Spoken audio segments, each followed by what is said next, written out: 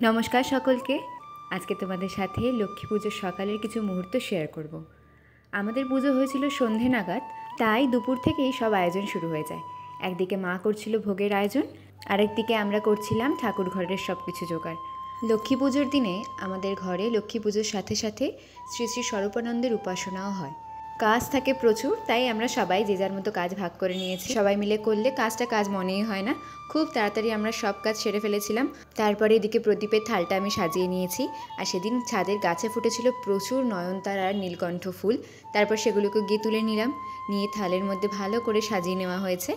আমরা কখনোই নাড়ু বা খই কোনো সময় কিনে আমরা ঠাকুরকে দিই না। প্রত্যেক বছর আমার মা মাসিরা যত্ন সহকারে পুজোর আগের দিন বসে সব কিছু বানায়, তারপরে সেগুলি ঠাকুরকে দেওয়া হয়। যেই জিনিসটা ছাড়া লক্ষ্মী পুজো অসম্পূর্ণ সেটা হচ্ছে আলপনা। আর প্রত্যেক বছর আমি নিজ হস্তে সেই দায়িত্বটা নিজের কাঁধে তুলে নিই। তাই বিকালবেলা হতেই বসে পড়েছিলাম আলপনা দিতে। আর আমি চেষ্টা করি প্রত্যেকবারই খড়িমাটি দিয়েই আলপনা দেওয়ার। মোটামুটি আমাদের পুজোর আয়োজন প্রায় সবই শেষ। এবার শুধু অপেক্ষা হচ্ছে পুজোর।